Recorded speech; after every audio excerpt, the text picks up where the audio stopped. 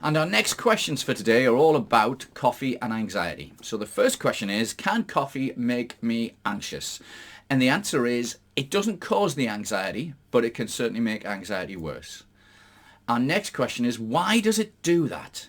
Well, it's really interesting. It's a bit like putting an extra voltage through your system. When we drink coffee, the body works very quickly to detox it out of the system along with anything else. So it makes the liver and all the other organs work a little bit harder. So that way it gives us a bit of energy, we might feel better, we might feel energized, but then also there's a toxin problem. Normal coffee's got an awful lot of pesticides in it, in that the body then works and you then feel a bit tired after it's done all that work, and you have another one to perk you up, and we go around in another one of those silly behavior cycles. So it really jars the nerves, it makes us a little bit more energetic, and for some people that really triggers anxiety and makes things worse. And then another question we get is, why does it do this for me, but it doesn't do it for my friend with anxiety? And this is because different people react in different ways to different foods and drinks. So if you're oversensitive to coffee, like I am, I can't drink it at all, although I love the smell of it. For some people like that, it just really makes anxiety really bad and causes a problem. But other people can tolerate it nicely. Is coffee healthy?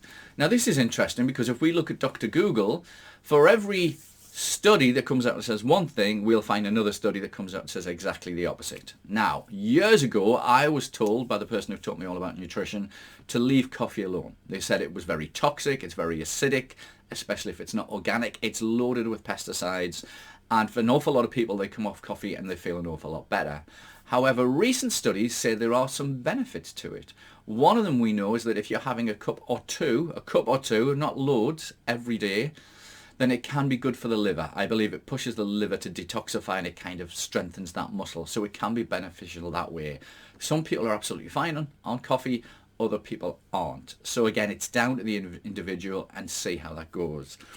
Is decaf coffee better? Now this is interesting. Lots of people believe that decaf coffee is caffeine free, and it's not.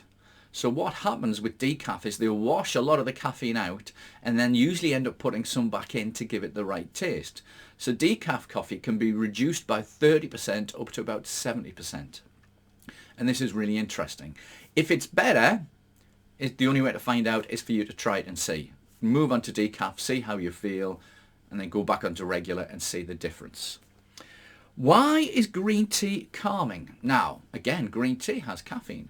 But normally for most people, green tea is relaxing and helps us to sleep. Not late at night, but if we have a couple of cups of green tea in the morning, it seems to relax people with anxiety and helps them to sleep better.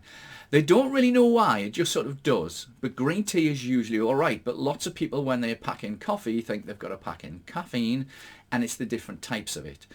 Interestingly, even the very strong matcha green tea seems to have the same effect and has lots and lots of health benefits. So I do recommend to most people to have a green tea at least once a day, but try not to do it too late in the day, which takes us on to our next question. Can coffee cause sleep issues? Now, definitely yes. So coffee has a half-life of 12 hours. So whatever you have at 10 o'clock in the morning, half of that will be in your system at 10 o'clock at night. And caffeine definitely can interrupt sleep. It's kind of something that energizes us and makes us get busy and do things better. But if you've got a lot of caffeine in your system, it can cause sleep problems. So usually I recommend 1 or 2 cups of coffee in the morning and then leave it alone past dinner time. However, again, try it and see. How does it affect you? Some people have a cup of coffee at night to go to sleep, which seems really insane, but it does seem to work really nicely.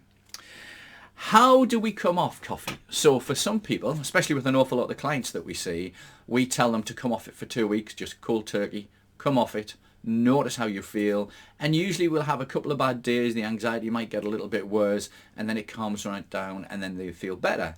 And then I say, once you've been off it for 2 full weeks, go and have a cup of coffee and see how it makes you feel. And that's interesting. So that's one of the ways to do it. The other way is, if you're a real addict of coffee, is that when you put that spoon of coffee in, or 2 spoons of coffee in, what you want to do is just maybe do a little bit less for a day, and then take it down a little bit again. It's a bit like alcohol withdrawal. Just take it down by a notch, and people don't usually seem to get the withdrawal that way. The other thing to watch is coffee is now a hell of a lot bigger than it used to be. I remember people having just sort of regular cup, and now when they go into whoever it is to buy the coffee, they get the great big one. And it's also got an awful lot stronger. Now do be aware that it is an addictive drink. And of course, these food firms who are selling you this sort of stuff are always looking at food science on ways to get you to buy more and more often. So do be aware that people are marketing this to you. And yes, the coffee you buy when you're out is really, really strong. So that's all about coffee and anxiety. Yes, it can certainly make things worse. I do recommend that you pull it down. Thank you so much for that question. Please keep them coming. You know what to do. Look for the magic link and let's get your anxiety sorted.